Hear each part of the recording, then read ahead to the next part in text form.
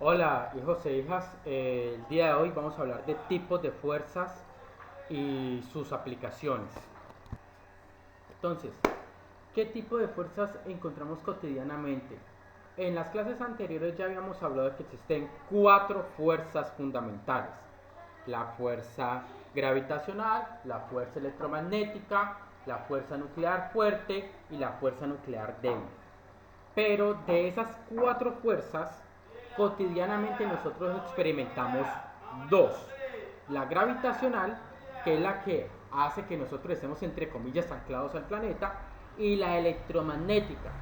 Pero ¿en qué sentido? No estoy hablando directamente de la electricidad ni nada de eso, sino el hecho de que la fuerza electromagnética es la que mantiene las moléculas juntas. De tal manera de que la gran mayoría de fuerzas que nosotros experimentamos, en el fondo, al final, no dejan de ser más que una manifestación de las fuerzas electromagnéticas que mantienen a las moléculas juntas. Entonces, ¿qué tipo de fuerzas vamos a observar o a analizar el día de hoy? Primero, la más cotidiana o digámoslo así, la que ustedes más vieron en el colegio, que es la fuerza peso. La fuerza peso es una fuerza constante. La fuerza peso tiene una magnitud que es igual a la masa veces la aceleración gravitacional. Y cuando hablo de aceleración gravitacional es porque estoy hablando de un vector que va hacia abajo, como pueden ver en la imagen. ¿Qué es lo que ocurre? Esta aceleración gravitacional G siempre es constante en la superficie de la Tierra, de manera aproximada, claro está. Ahora, en algunos textos la fuerza gravitacional a veces se representa con la letra W. Esta fuerza gravitacional siempre apunta hacia abajo. Es decir, que si yo en cualquier ejercicio hablo de una horizontal, ya sabemos que la fuerza gravitacional tiene que ir en la dirección vertical y apuntando hacia abajo. Entonces, aquí tenemos un esquema, una representación bastante simple, donde tenemos aquí una nave, aquí tenemos el peso que siempre va en la dirección de la fuerza, de la aceleración gravitacional. Ahora, la fuerza normal. ¿Qué es la fuerza normal? La fuerza normal, técnicamente hablando, es una fuerza de acción-reacción. Ella tiene que ver directamente con la tercera ley de Newton.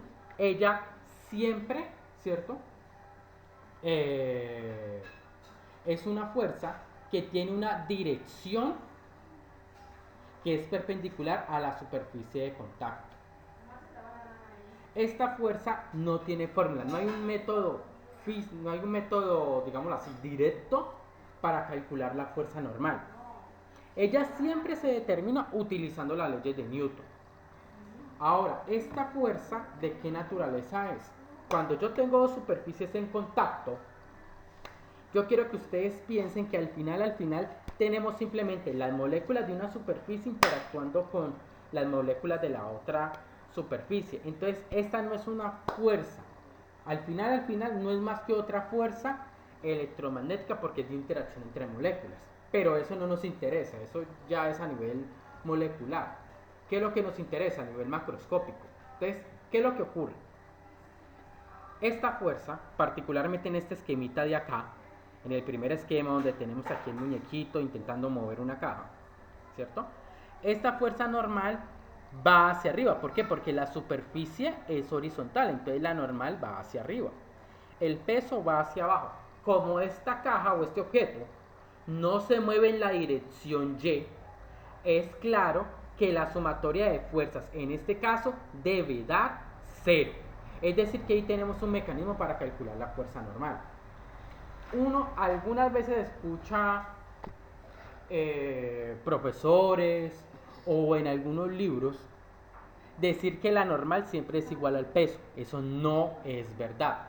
Aquí les tengo el esquemita claro. Aquí tenemos un pescador subido en un ascensor y yo quiero que se den cuenta que la normal efectivamente siempre es perpendicular a la superficie de contacto. Es decir, la normal va hacia arriba porque la superficie de contacto pues es el piso del ascensor.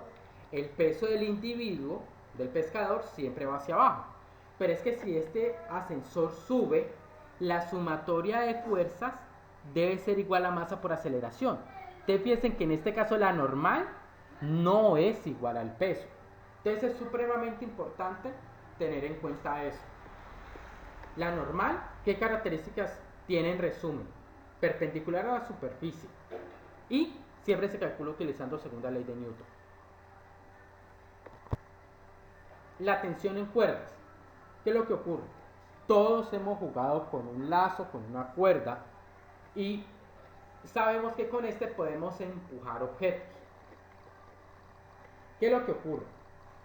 Podemos tirar objetos, para ser más preciso. Entonces, estas cuerdas, si no tienen masa, si tienen una masa, bueno, siempre van a tener masa. A lo que me refiero es que si tienen una masa despreciable, estas cuerdas lo que van a hacer es transmisoras de la fuerza que yo aplique en uno de los extremos. Esta fuerza se calcula siempre utilizando la segunda ley de Newton o la tercera ley de Newton. Esta tensión siempre va en la dirección en la cual yo estoy jalando la cuerda. Es importante resaltar que la tensión siempre es una fuerza de tracción. Yo tengo que jalar la cuerda. Yo tengo que jalarla. No tiene ningún sentido que yo tenga una caja, yo tenga la cuerda y yo trate de, digámoslo así, entre comillas, tirar la cuerda, tirar la caja hacia adelante, hacia la izquierda, si consideramos este dibujo. No tiene sentido. Entonces, ¿qué es lo que ocurre? Siempre las cuerdas se parecen, es una fuerza de tracción. Siempre va en la misma dirección en la cual se está moviendo la cuerda. O en la misma dirección en la que está la cuerda. Entonces,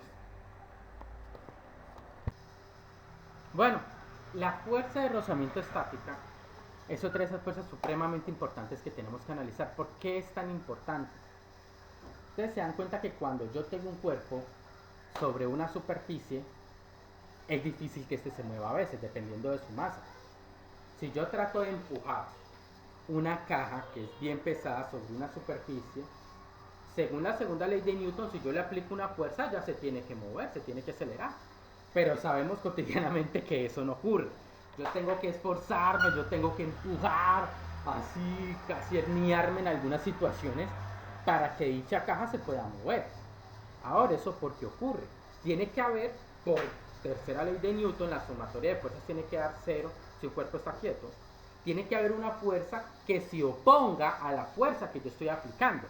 Esa precisamente es la fuerza de rozamiento estática. Esa fuerza de rozamiento estática es, en el fondo, una fuerza electromagnética. ¿Por qué? Porque esa es una interacción entre las moléculas de la superficie. Esta fuerza siempre está en dirección tangente a la superficie y eso es supremamente importante. Esta fuerza no tiene fórmula. ¿Por qué? Porque es una fuerza equilibradora. La sumatoria de fuerzas siempre, con sumatoria de fuerzas es que nosotros siempre calculamos la fuerza de rozamiento estático. Siempre lo hacemos de esa manera. Ahora, a pesar de que no hay una fórmula para calcularla, ella tiene un máximo. ¿Por qué? Pues regresemos a la situación cotidiana donde yo intento empujar una caja. Cuando yo la empujo, si yo aplico poca fuerza, pues no se mueve. Pero si yo aplico una fuerza, llega un límite en el cual ya puede moverse ese cuerpo. Ese límite, esa fuerza de rozamiento estática, es igual a μs veces la normal. ¿Qué es μs? Es una constante que se llama coeficiente de rozamiento estático y que es en la normal. Ese coeficiente de rozamiento estático es un número positivo, primero que todo.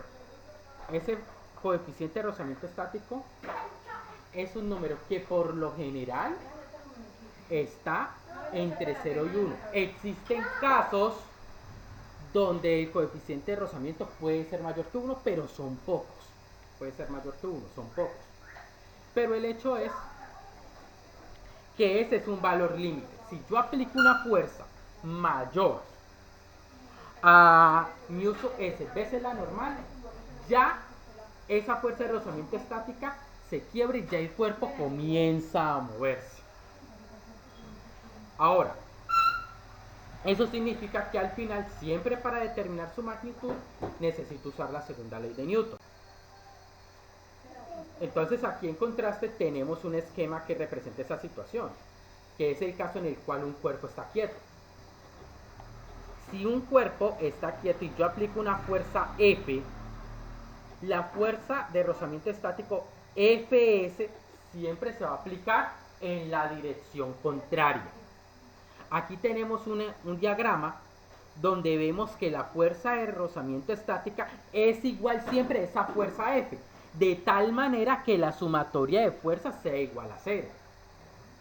Particularmente en esta situación la sumatoria de fuerzas es igual a 0, pero aquí hay que ser un poco más cuidadoso e hilar en los detalles. ¿A qué me refiero?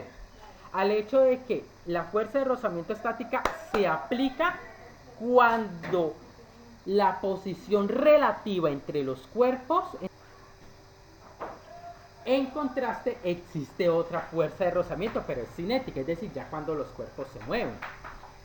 Para nosotros es completamente claro que no es lo mismo intentar mover una caja sobre una superficie que es rugosa o tratar de mover una caja sobre una superficie que es completamente lisa.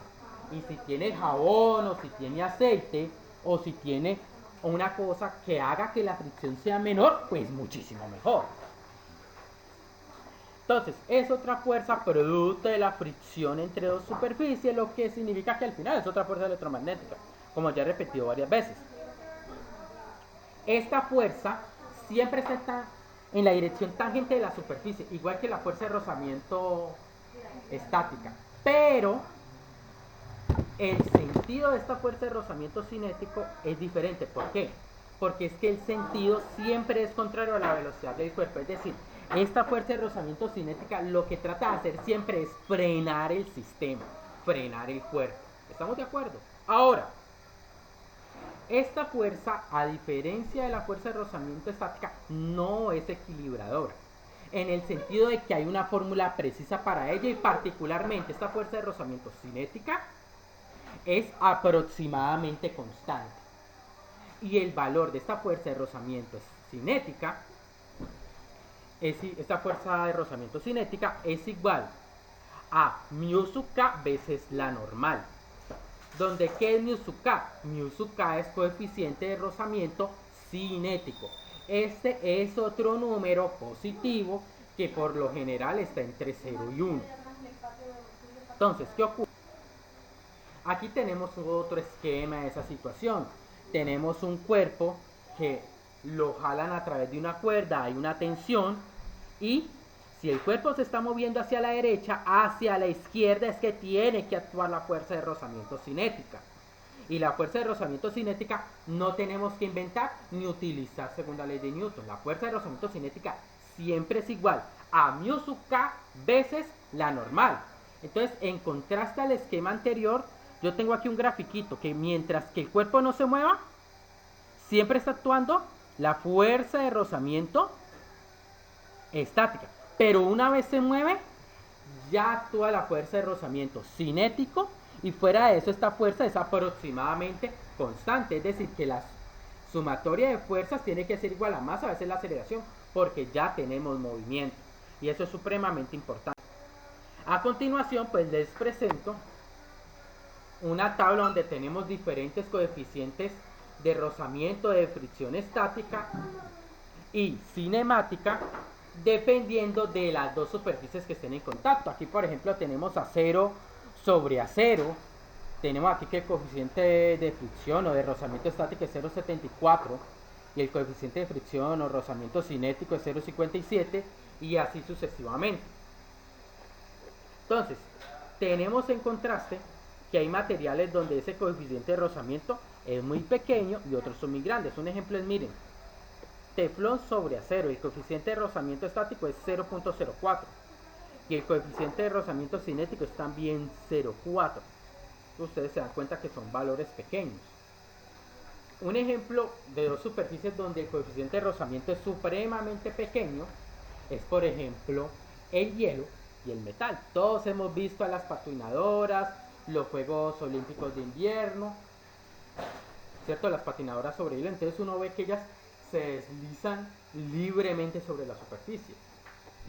Otro sistema donde podemos ver un coeficiente de rozamiento muy pequeño es en este juego de los centros comerciales, donde hay una mesa y hay unos huequitos que tienen aire. Eso se les llama, por lo menos de donde yo sí, se les llama dínamo. Entonces, esos discos, entre comillas, parece que flotan sobre esa mesa. Entonces el coeficiente de rozamiento estático, perdón, el coeficiente de rozamiento cinético es muy pequeño. Entonces, para entender todo esto, vamos a hacer dos ejemplos. ¿Cuál es el primer ejemplo?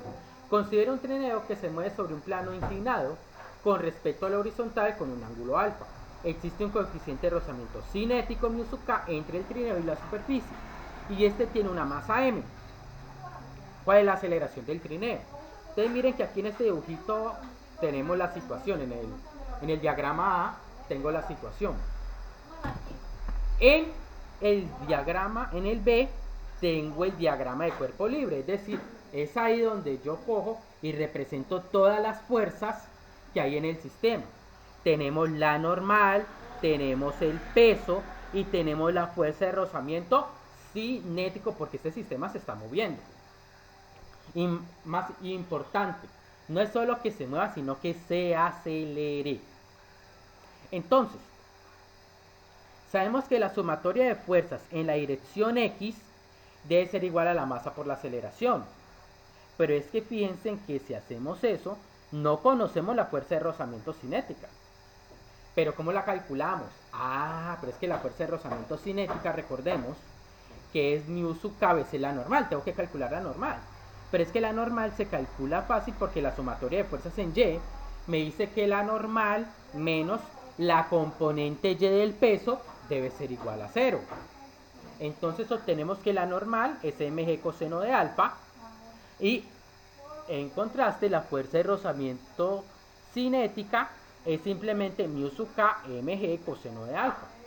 Entonces si yo reemplazo eso en la sumatoria de fuerzas en X, puedo coger fácilmente y despejar la aceleración, de tal manera que la aceleración en X no es más que g, abre paréntesis, seno de alfa, menos μ sub k coseno de alfa. Así de simple.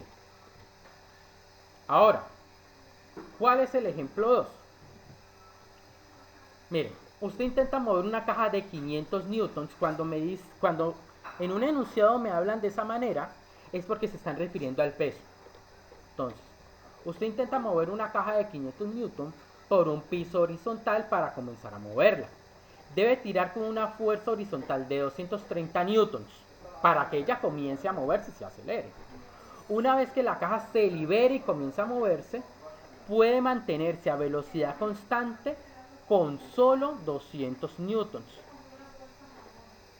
¿Cuáles son los coeficientes de fricción estática y cinética? Entonces, aquí hay dos situaciones. Primero, se tiene que vencer esa fuerza de rozamiento estática para que se pueda mover. Entonces, aquí en el enunciado me dicen que para vencer, ¿cierto?, esa inercia y para que la caja se pueda mover, tengo que aplicar una fuerza de 230 newtons, que es lo que muestra el diagrama B. Ya me dicen que después de que se libera, puede moverse a velocidad constante y movimiento a velocidad constante,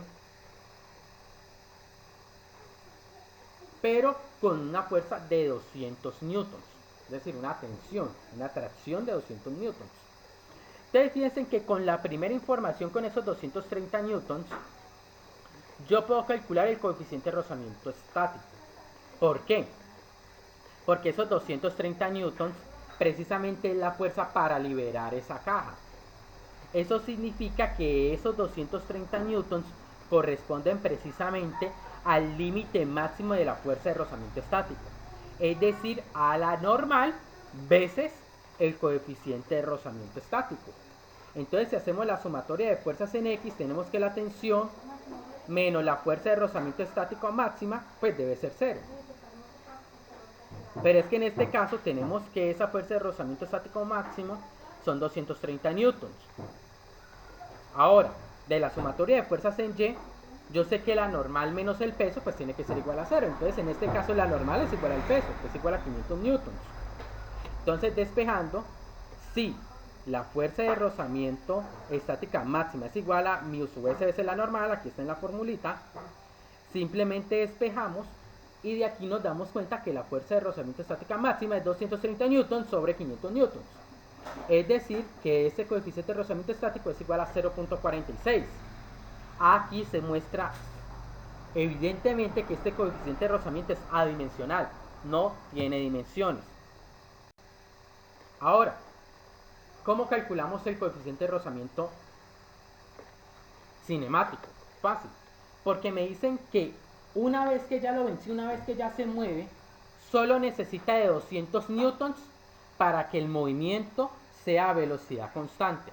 Es decir, que la sumatoria de fuerzas aquí tiene que ser 0. Entonces, aquí yo no conozco el coeficiente de rozamiento cinemático, pero se puede deducir fácilmente porque la sumatoria de fuerzas en X plantea que la tensión menos la fuerza de rozamiento cinemático tiene que ser igual a 0. Entonces la tensión es igual a la fuerza de rozamiento cinemático, es decir, los 200 newtons. Aquí el cálculo de la normal no cambia, es igual que en la situación anterior. Es decir, que tenemos los mismos 500 newtons. Ahora, con la fuerza de rozamiento cinemática es igual a mu sub k veces la normal, simplemente despejo, porque ya tengo todo. Entonces, el coeficiente de rozamiento cinemático es igual a 0,4. Es importante destacar que en la gran mayoría de los casos, el coeficiente de rozamiento estático es mayor que el coeficiente de rozamiento cinemático. Entonces, este ejemplo nos muestra esto con evidencias, porque el coeficiente de rozamiento cinemático me dio 0,46, el coeficiente de rozamiento dinámico o cinemático me dio 0,40. Espero que todo eso haya sido de ayuda, chicos y chicas, y espero que nos podamos ver pronto. Un abrazo.